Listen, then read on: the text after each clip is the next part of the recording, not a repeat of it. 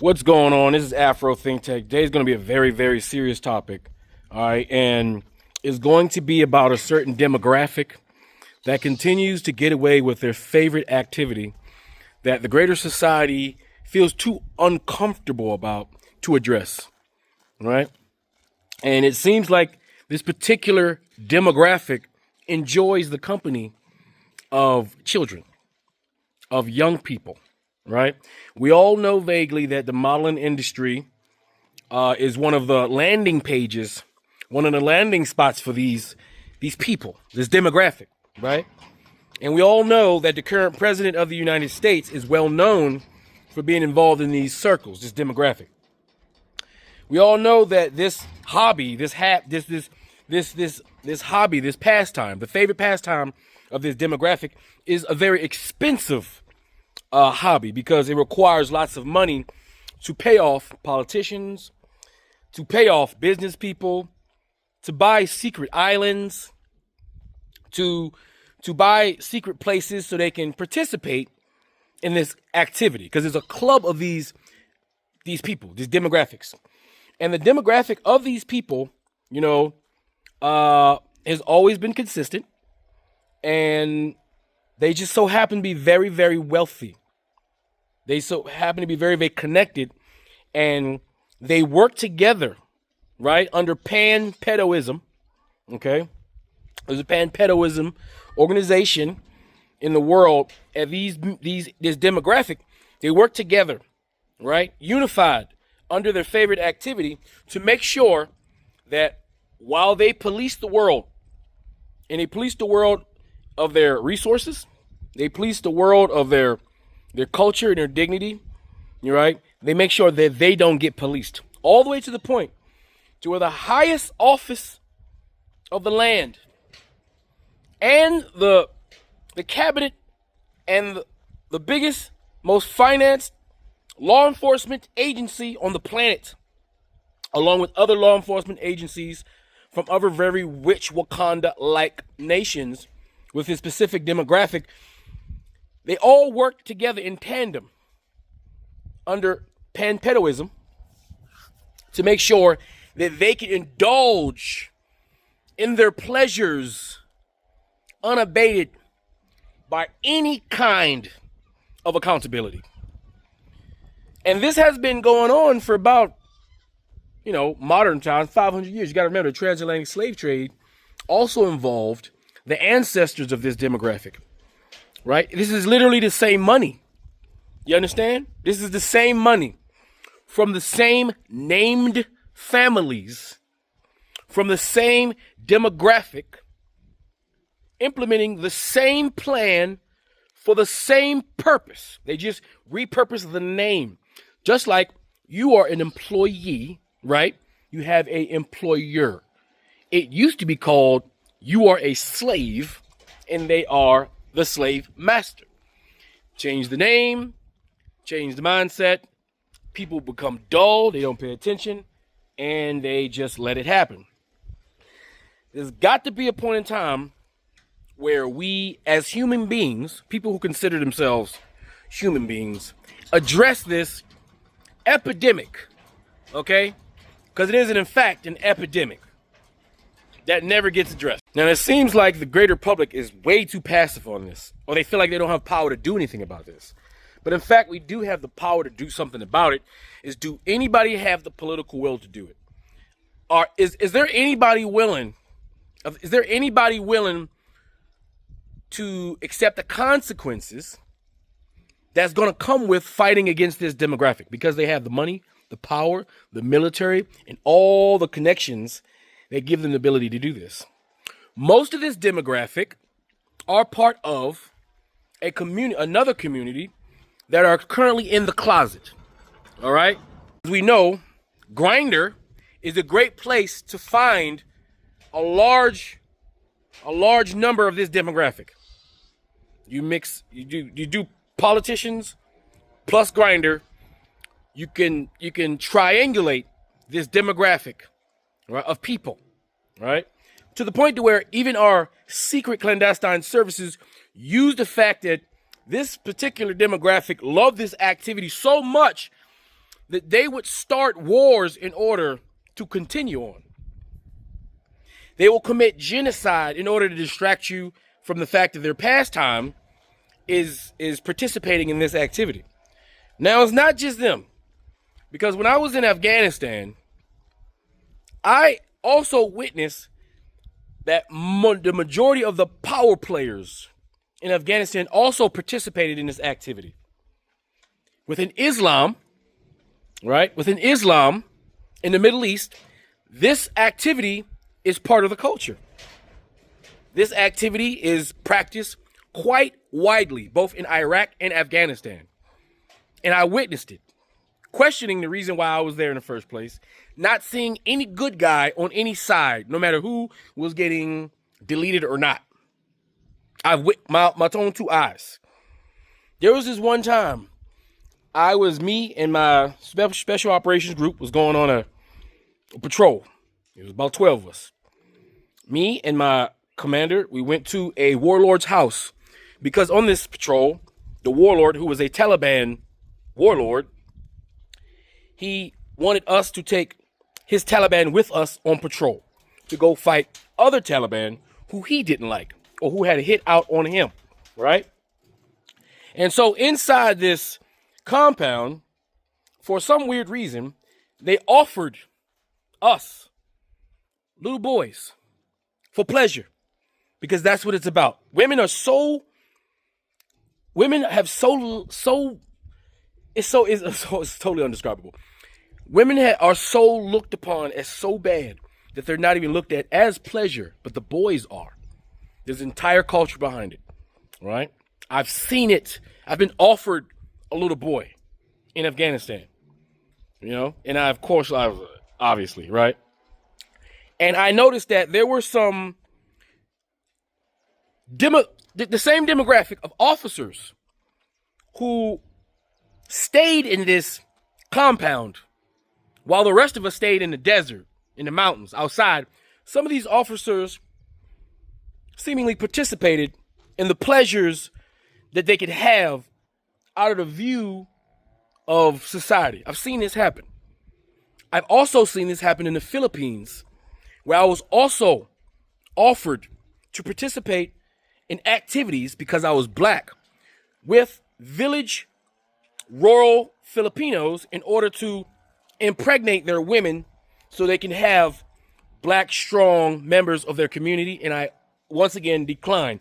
But a certain demographic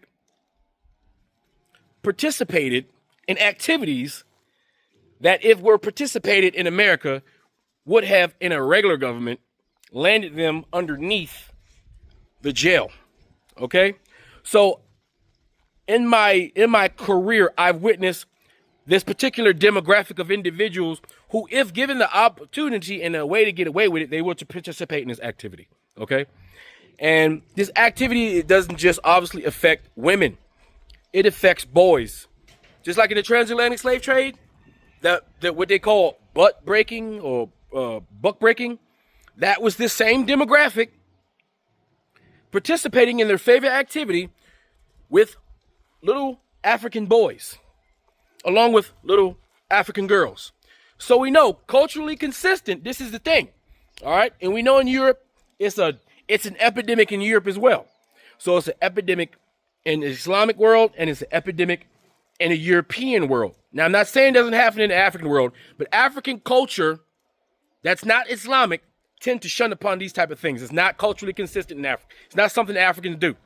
Africans have a respect and reverence for their children. They view their children as children. And our demographic, particularly as a culture, as a group, we don't participate in that activity. It's not our favorite activity. Even though we have people within our communities that also participate in that activity. Right? They do. We got to admit that.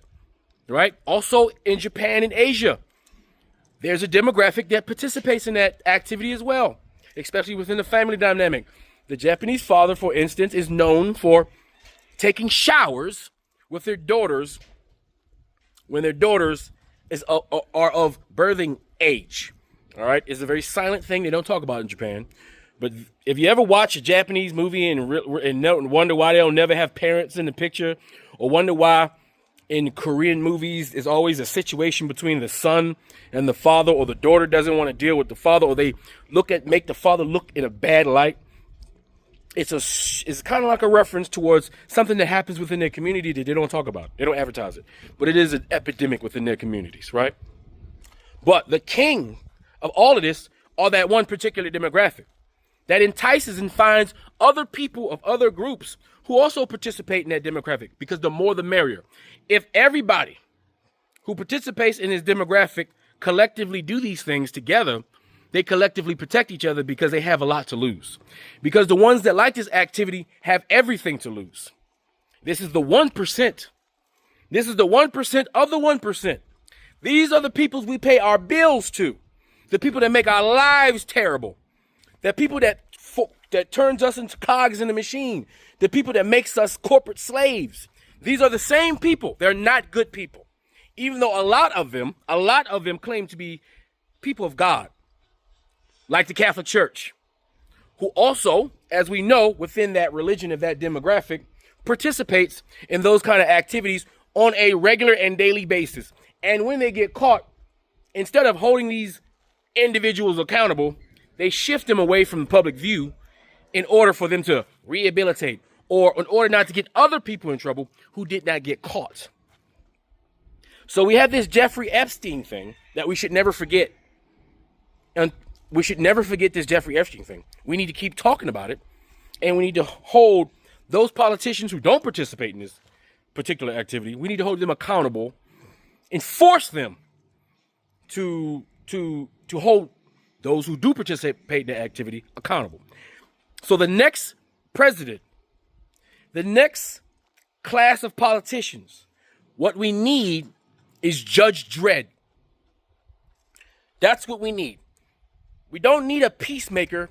We need a president who is a true and righteous law enforcement agent.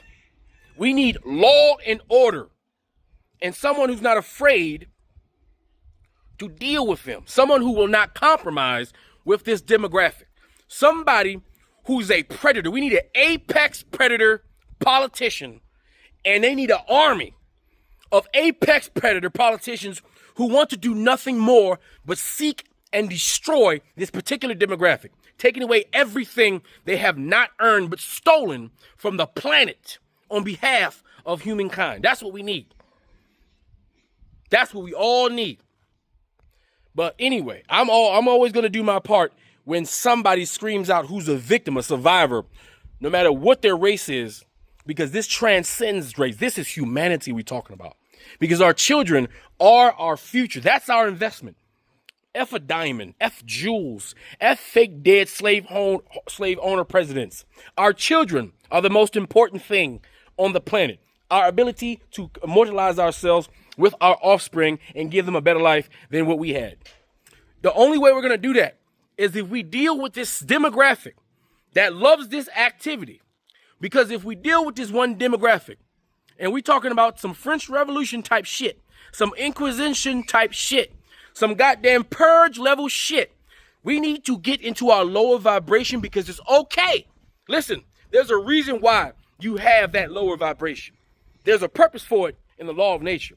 And we need to utilize and exercise that lower vibration as long as we're pointed towards those who deserve it, and have zero mercy for them at all. No understanding and no compromise. We need total destruction. It's time for war against this demographic who's been destroying humanity and making life a living hell for 99.99% of us. Anyway, without further ado, let's listen to this survivor tell his story, and let's keep this in the air until we get somebody brave enough to go to war with straight battle of attrition against this particular demographic. And we need to take everything away from them. All of their money, all of their property, all of their agency, all of their power, because we can do it. But we have to concentrate. And that's why they have us thinking about everything but that. Because as humans, we can only do but so much. We can only think about so much. We can only concentrate on so much. And these people are smart, so they know that. But we need to stay focused, and we need to deal with this. Because it could be your child on that milk box. Always remember that. Anyway, That's all I gotta say. It's Afro Think Tank. Learn something, teach something. I'm out.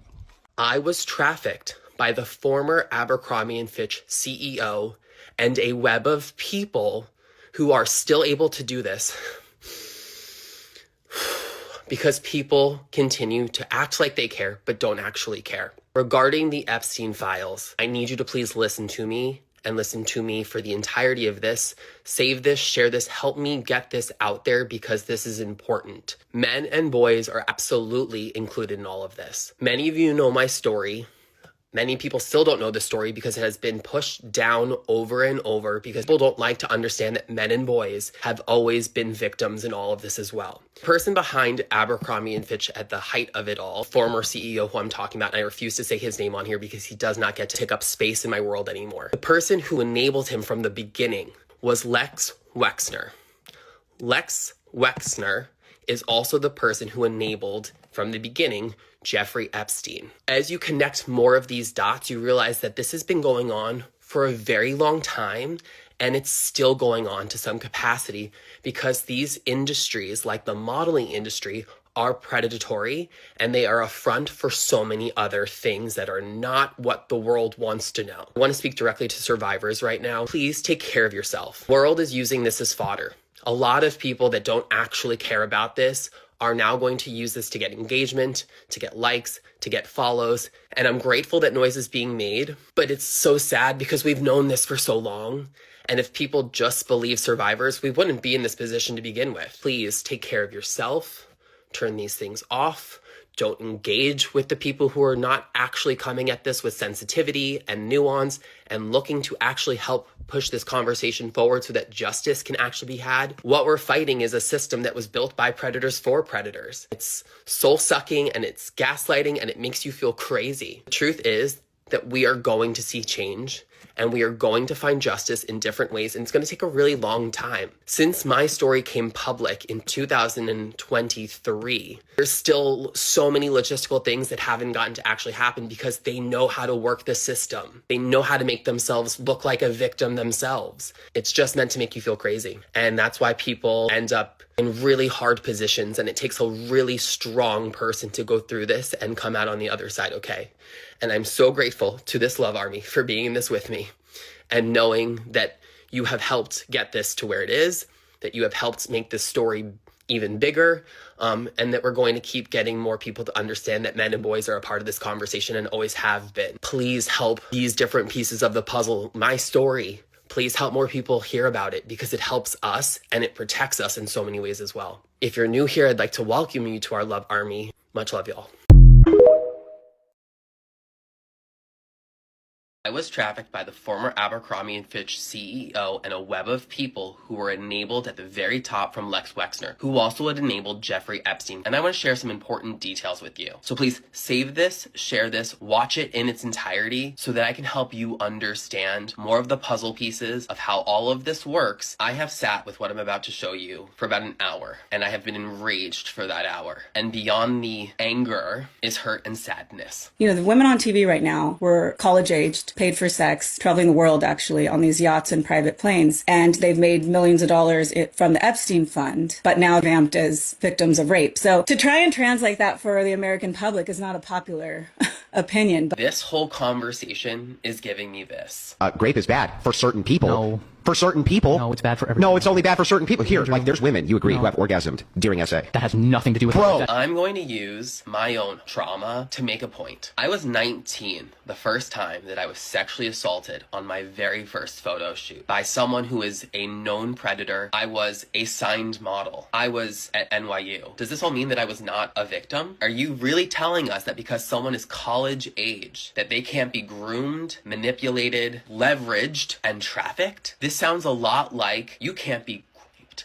because you're married. But here's another fun fact, because this is also something that I don't like to talk about, but I'm going to use my own story to prove the point. My family was evicted from all 4 homes that I grew up in. My parents to this day are not financially secure. There was never a safe space for me to figure out and protect myself, which made me even more vulnerable to the vultures and predators that flow through the modeling industry and entertainment industry, which is incredibly linked to what is going on through the entire case with Epstein and all the elite attached to him. I am deeply grateful that I have found different spaces to heal. And one of the things that I have come to understand more than anything is the leverage. I was not out when all of this happened to me, and my sexuality was used against me as a piece of leverage to keep me quiet and silenced. The financial abuse that is done in the modeling industry specifically is systemic, intentional, and constant, so that you are trapped. And if you are lucky enough to leave the industry, often with debt. I can still remember the first time that someone said, "You are a victim, you are a survivor," and I instantly broke down because I had never allowed myself to not blame myself. All you are doing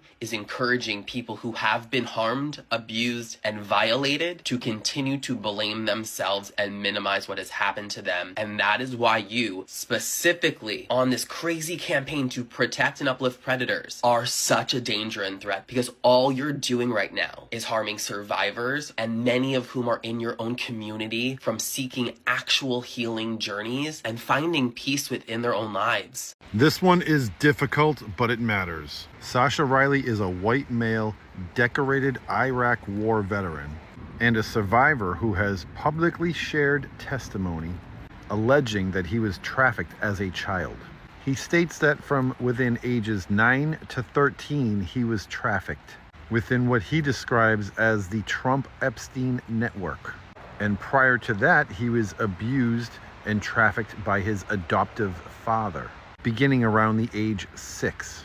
These are allegations, not facts. That distinction matters.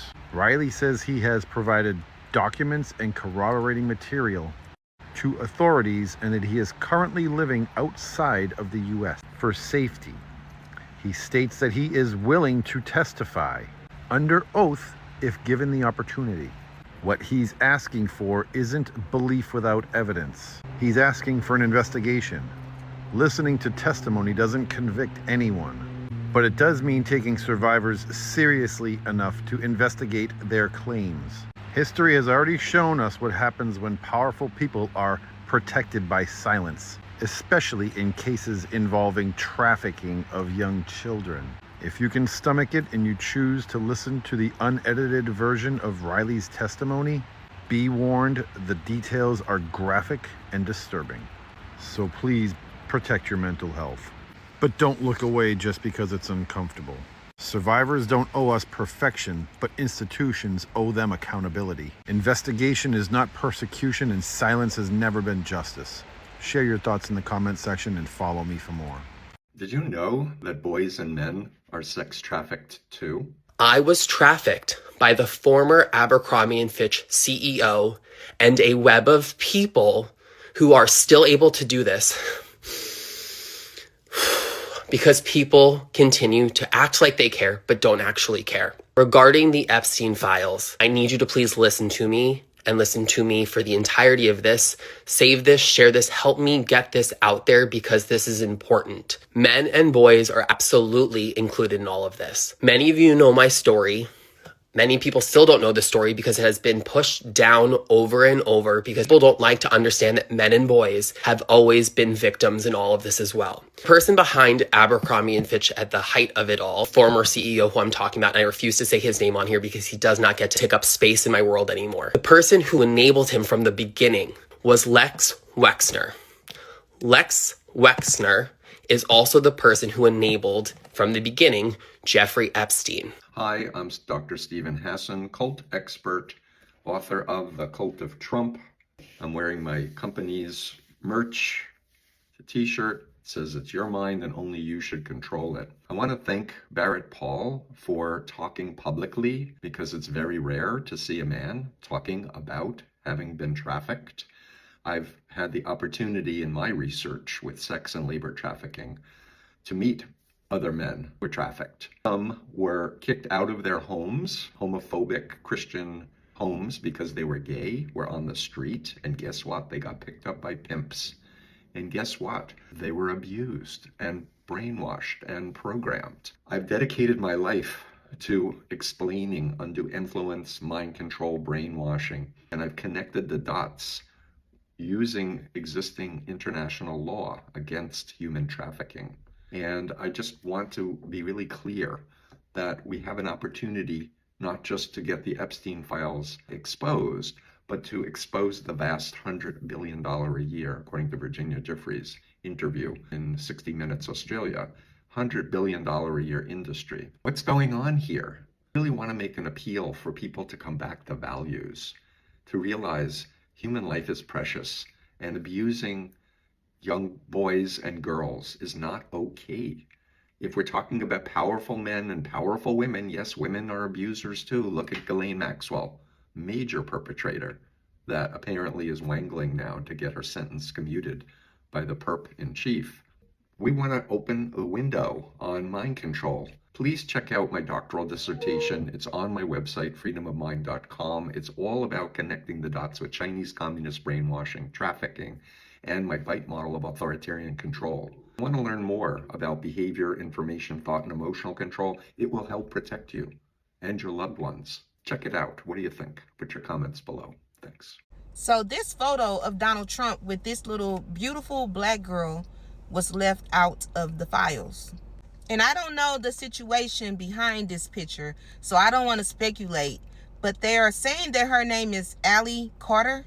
And this picture was taken in the 90s. And they're saying that it was some type of presidential ball back then, whoever was the sitting president when this picture was taken.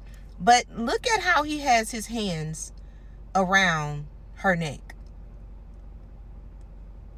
It's cringy. And like I said, I haven't seen any specific charges made about this child, but it's just the placement of his hand. It's just like, why did y'all leave this picture out? Like where is her parents? Donald Trump literally has his hands around her neck. That's not suspicious to y'all? I don't know. It's just weird. When they released the photos, why did they leave this one out? Free Sudan! Boycott diamonds and gold! Free Sudan! Boycott diamonds and gold! We most definitely cannot forget about the people of Sudan. Thanks for watching Afro Think Tank. Don't forget to like, share, and subscribe. And follow me on Substack and Patreon for more content. Remember, it's Pan-Africanism or nothing.